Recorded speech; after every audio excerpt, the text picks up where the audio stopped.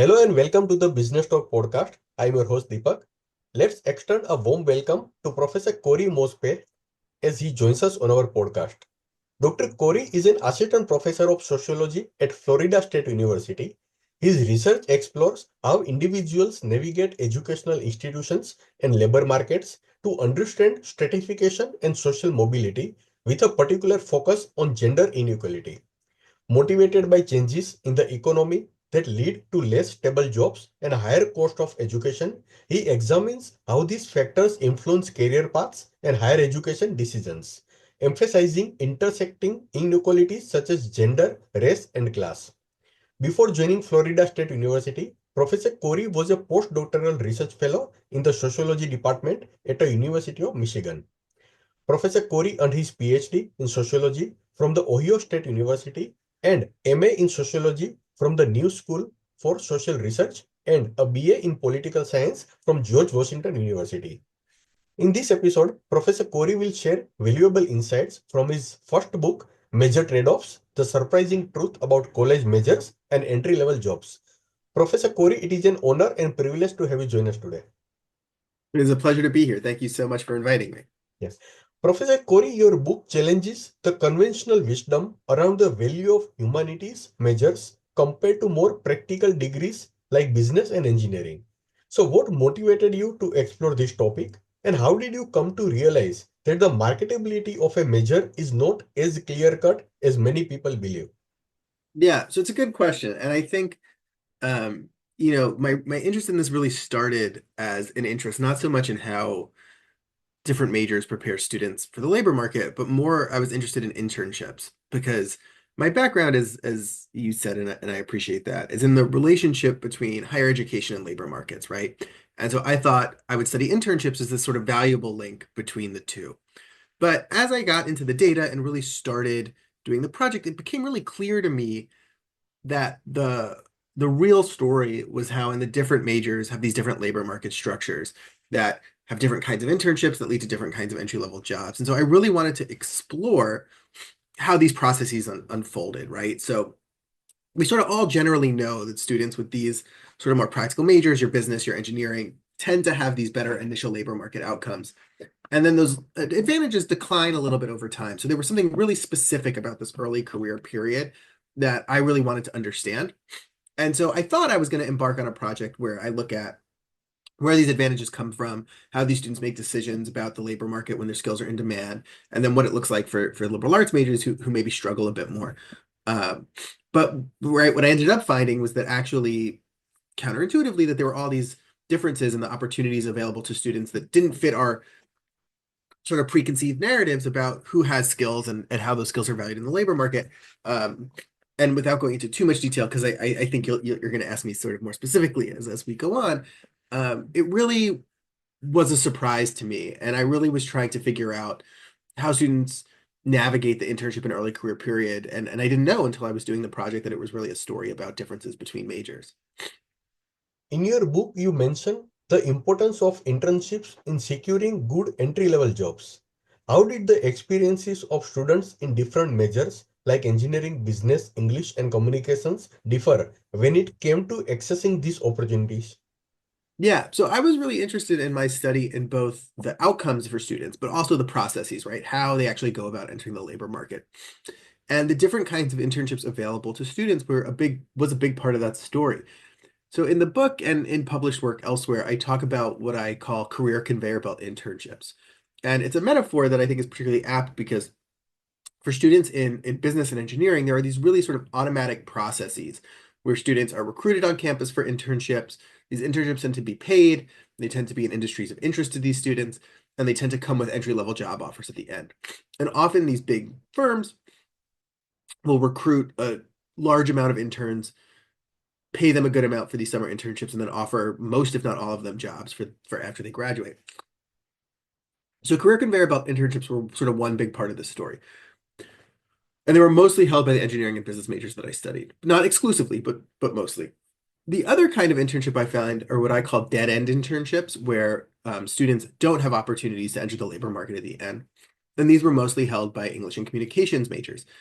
These students often have to find their own internships, usually using personal networks, and they rarely led to permanent employment after graduation. That's not to say that they're necessarily bad internships. Students can get experiences or use their skills, but they didn't lead to employment opportunities.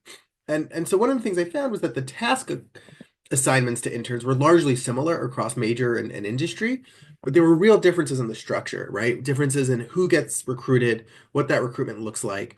And then the students who were recruited often had access to entry-level jobs. And so even though the internships themselves don't explain the early career disparities, they're an important part of the process, right? Of how these sort of practical arts majors come to enjoy these initial labor market rewards in a way that's not as available to the liberal arts majors. You found that graduates of practical majors, despite having structured internship programs, often ended up in jobs that didn't require their degree. How do you think the broader job market views these graduates, and what does this say about the mismatch between degree expectation and job roles?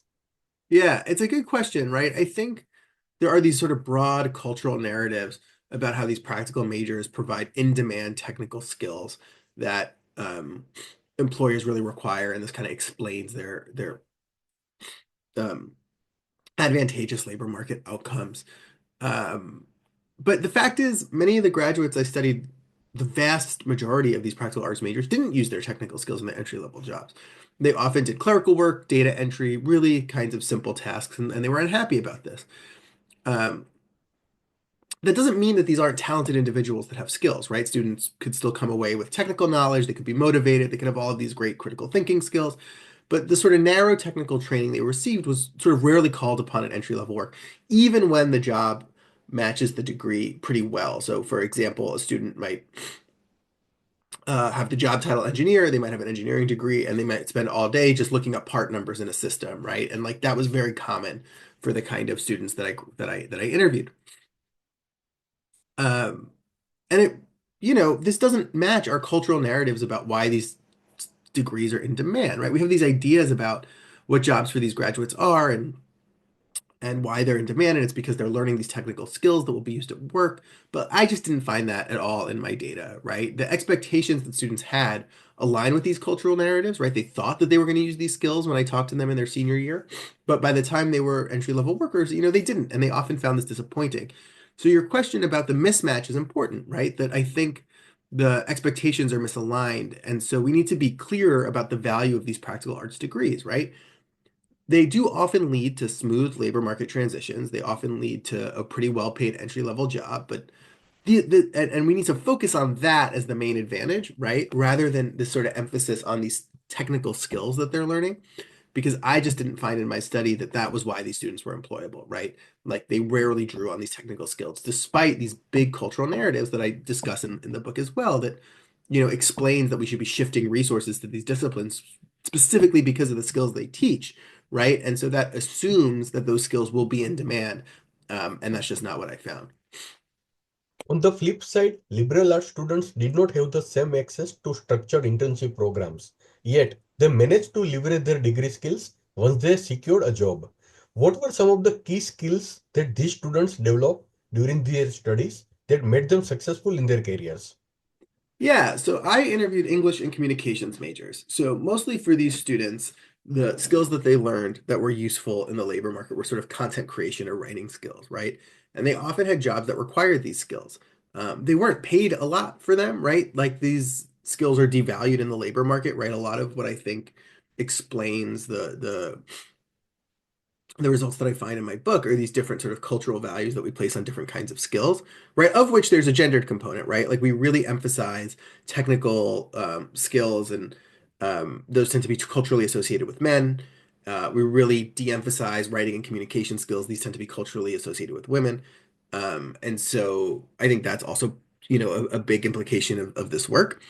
Um, so for these particular majors, it was mostly content creation, right? Because unless you go to a very elite university, these English and communications majors learn a mix of pragmatic and general liberal arts skills, right? So it is not the case that the English majors I interviewed spent their whole college career reading Shakespeare or doing creative writing. They learned pragmatic skills, how to write blog posts, technical writing, these kinds of things.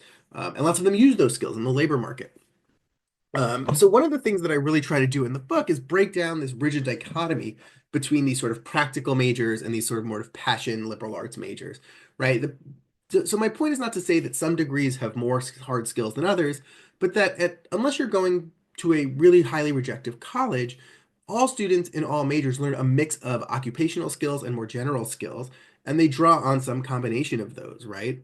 And so I think the way that we think about the relationship between college majors and jobs is not as straightforward as public narratives tend to suggest, right? I think all students in all majors at non-elite colleges learn a mix of technical and general skills and will draw on those skills, right? The problem is that there are labor market structures that facilitate smoother labor market entry for students from certain disciplines, and the students from those disciplines end up with more highly remunerative jobs.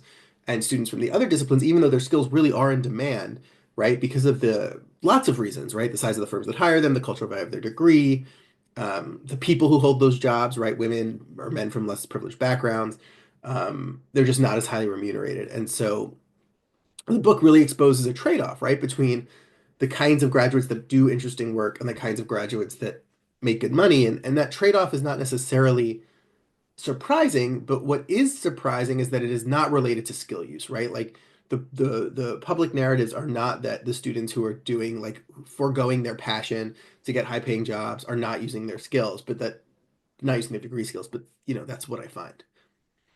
Your findings challenge the widely held assumption that liberal arts degrees are less marketable. What can universities and policymakers do to change the narrative around liberal arts education and better support students in these fields? Yeah, so this is a really good question. And in the book, in the conclusion, I have a whole sort of set of um, sort of recommendations for schools, educators, businesses, and sort of et cetera.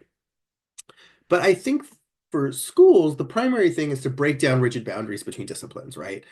And one of the ways that they do this is the practical arts majors, right, tend to have their own colleges on campus, right? There's a college of business, a college of engineering, these kinds of things. And those colleges tend to have their own career services, and they have career fairs and online job banks that are only open to students in those majors.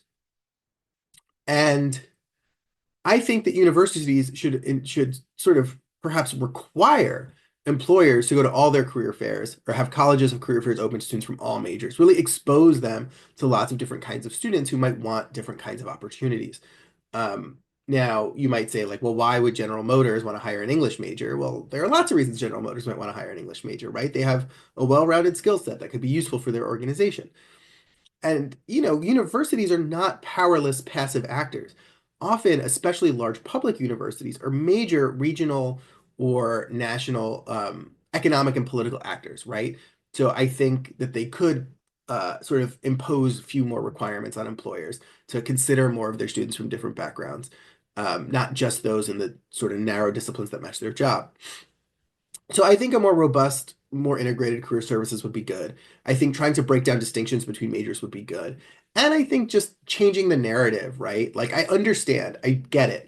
Like parents are really anxious about their kids getting jobs. Students are really anxious about getting a job. Educators are really anxious about the cost, the return on investment for the degree. Like I get it. There's a lot of worry and a lot of what's going on is a way to sort of minimize risk, like by doing the most practical thing.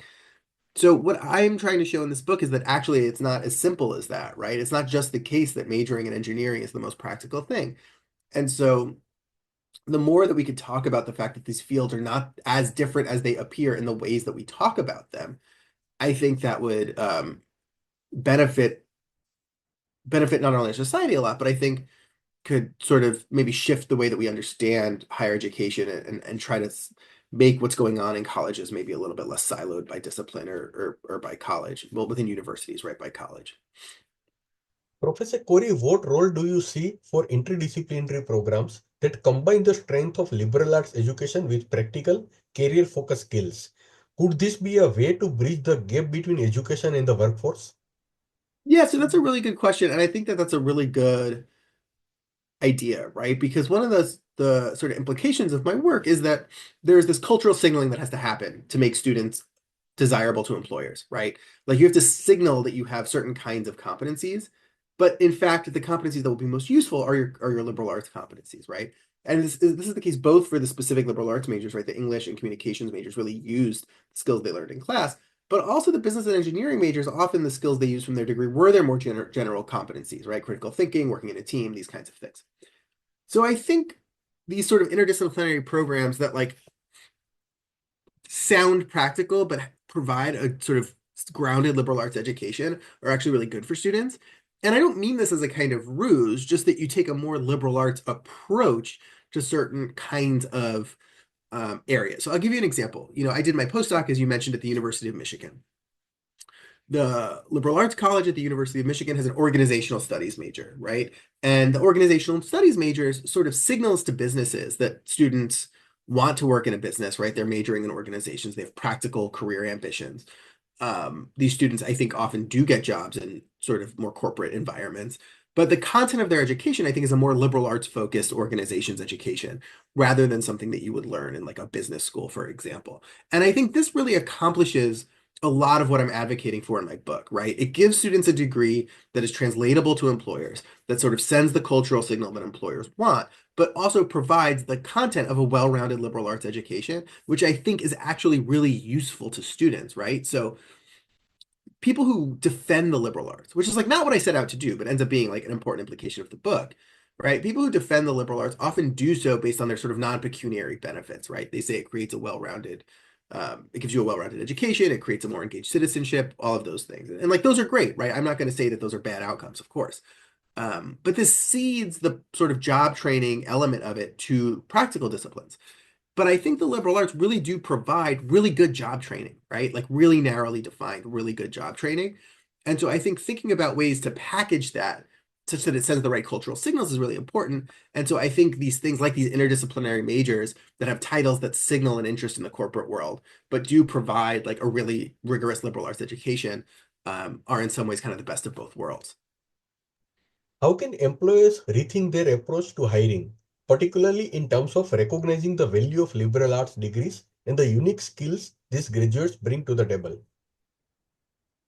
Yeah, so like I understand that employers might want to sort of narrowly select the same students that they always have. Again, it's like a risk minimizing strategy, and I could appreciate that. I really can. But I think opening up to students with different backgrounds, different majors, can really strengthen teams and employers, right? And I think people sort of intuitively understand this, right? If you ask somebody, if your whole team was made up with people with the same viewpoint, is that like a better or worse thing than if you had different viewpoints on your team? I think most people would say like we want different viewpoints, right? We want people who see things from different angles. Um, so I think people get that. But when it comes to hiring, they really want to sort of minimize risk.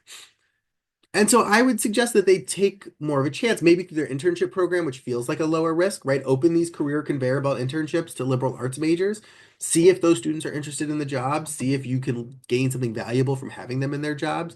Go to more different career fairs, not just the engineering career fair, but also the liberal arts career fair, and like talk to students and see what they're interested in and see if there is alignment. So I think there are ways that employers, by broadening their pool of applicants, right, are taking a chance, they're taking a risk, they're trying different students that they don't normally try. But I think that could be really beneficial for them as an organization. And I think it would reduce some of the anxiety about like what are liberal arts majors going to do after college, which is something that I know is sort of a big national conversation and maybe not, maybe international, right? I don't know if people are talking about that in other countries, but I suspect maybe so. Professor Corey, what advice do you have for students who are currently choosing a major, especially those who may be torn between pursuing a practical degree versus a liberal arts degree? Yeah, so I think a lot of it depends on the kind of institution students are in, right? I think one of the things that I really believe strongly is that majors are sort of qualitatively different things at different types of institutions, right? If you go to Harvard and major in English, it looks very different than if you go to, Florida State and major in English, which looks very different than if you go to, Tallahassee Community College and major in English, right? So these things matter differently in different places. But my advice really is to do what you want, but just be aware of the trade-offs, right? Like one of the things that I think is important about my book, if I could say something like that, is that this process of finding jobs and what entry-level jobs look like is very opaque to most students, most parents, even most educators, right? Like we just don't know.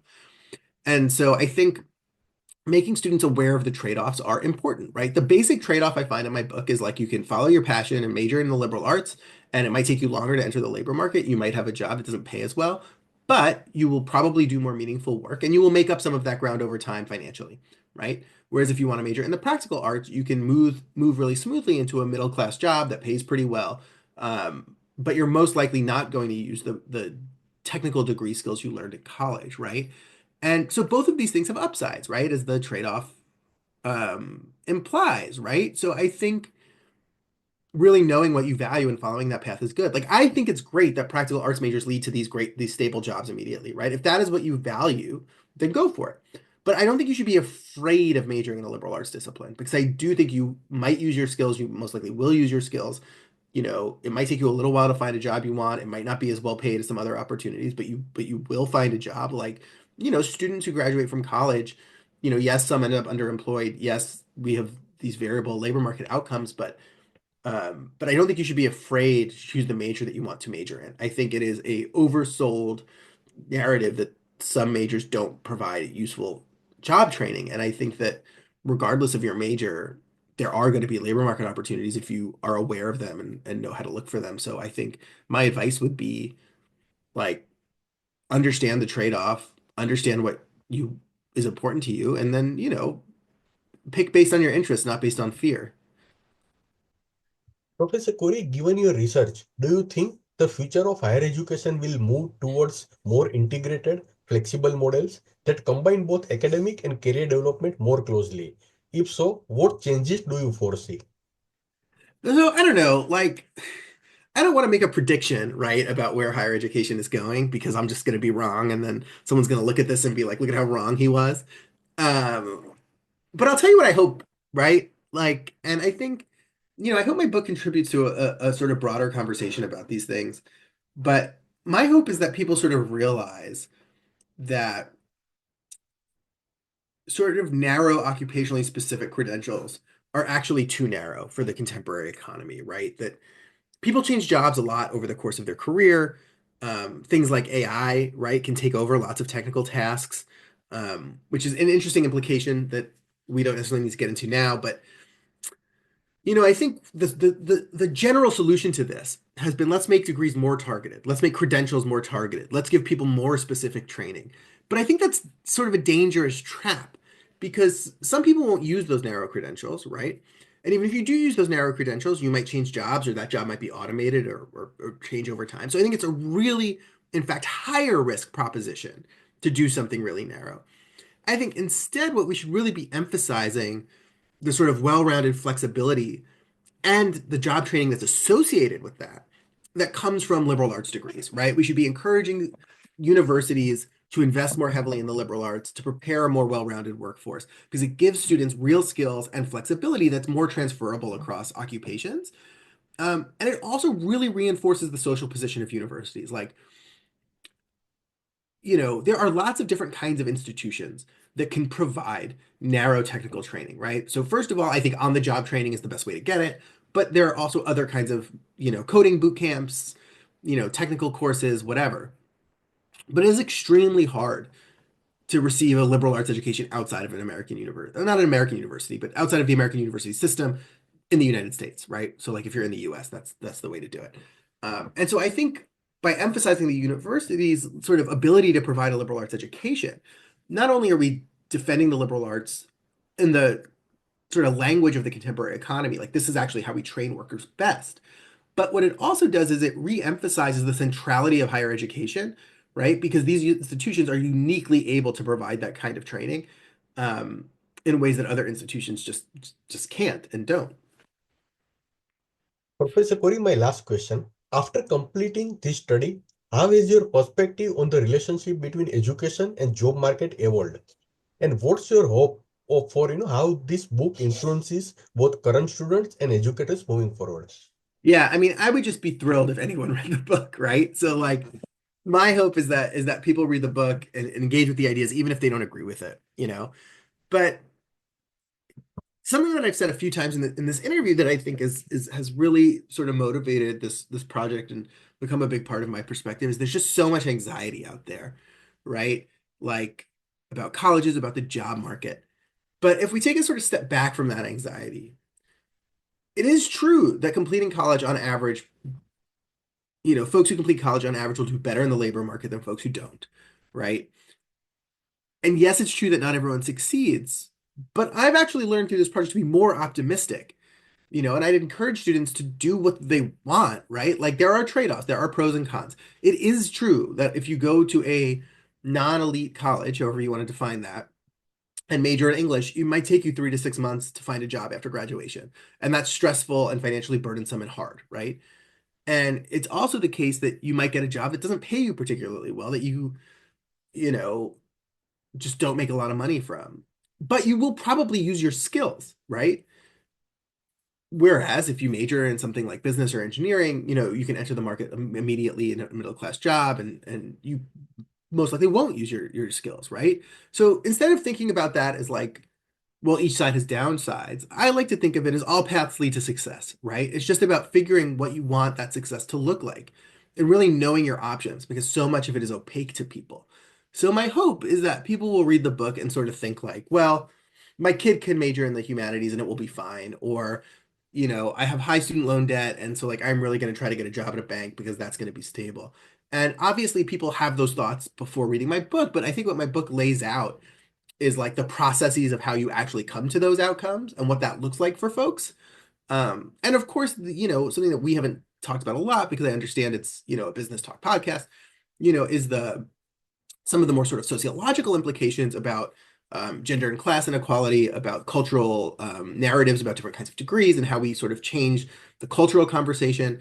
All that stuff is in the book as well and was really important for me as I was writing to sort of think through.